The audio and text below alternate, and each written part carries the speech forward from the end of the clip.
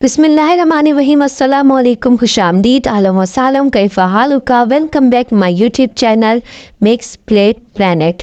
तो व्यूअर्स, कैसे हैं आप सब? उम्मीद करती हूँ सब खैरियत से होंगे। ना ही चिकन, ना ही मटन और ना ही बीफ, आज हम बनाएंगे एक बहुत ही ज़बरदस्त बिरयानी जो बच्चों और बड़ों को बहुत ही पसंद आने वाली है और जेब पे भी भारी नहीं होने वाली। इस ज़बरदस्त ही खुशबूदार और मज़ेदार बिरयानी बनाने के लिए हम लेंगे सबसे पहले चने की दाल। तो अगर आप 2.5 कप चावल ले रहे हैं तो 2 कप लेंगे चने की दाल। इसी हिसाब से आप इसकी क्वांटिटी कम ज़्यादा कर सकते हैं। इसको अच्छी तरीके से साफ़ करें और धोकर हम इसको बॉयल कर लेंगे अच्छी तरह। इसको अच्छा सा बॉयल करना है, बिल्कुल नरम नहीं करना, बस इतना हो कि ये आराम से हाथ से तोड़ने पे टूट जाए आसानी से, बिल्कुल घुली हुई ना हो, नहीं तो ये चावलों में डाल के बिल्कुल घुल जाएगी और नज़र नहीं आएगी। इस तरीके से जैसे आप हवा से इसको हाथ में लें और ये आसानी से टूट जाए। इस तरीके से हम इसको बॉईल कर लेंगे और इसको अलग से रख देंगे और पानी इसका निकाल देंगे किसी छलनी में डाल के। और ये बहुत ही ज़बरदस्त बहुत मज़ेदार बिरयानी बनेगी। इसके लिए हम चावल लेंगे, तो चावल भी हमने आपको क्वांटिटी बता दी है और अच्छे से चावल लेने हैं आपने। इनको साफ़ करके अच्छे से और अलग से उबाल लेना है एक कनी रहने तक। पूरा नहीं उबालना, हमने एक कनी रहने देनी है इसमें। अच्छी तरह इसको उबाल लेंगे, बहुत ज़बरदस्त बिरयानी बनेगी। इसमें टमाटर भी नहीं डालेंगे और टमाटर के बगैर ही बहुत मज़ेदार बिरयानी बन के तैयार होगी।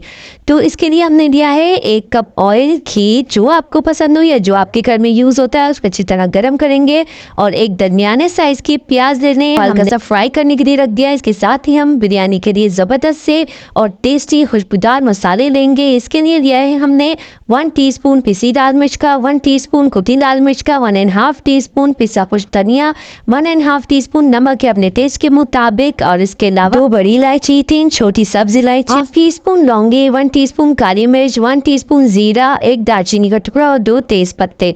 ये सब मसाले हम लेंगे और इनको अलग से रख देंगे। इसके साथ ही हमारी प्याज गोल्डन ब्राउन होनी शुरू हो गई थी, अब इसमें डालेंगे 10 से 12 लहसुन के जवे और 1 से 1.5 इंच का अदरक का टुकड़ा हमने बारीक चॉप करके डाला है और हल्का हल्का फ्राई करेंगे ताकि इसमें अच्छी से खुशबू आने लगे।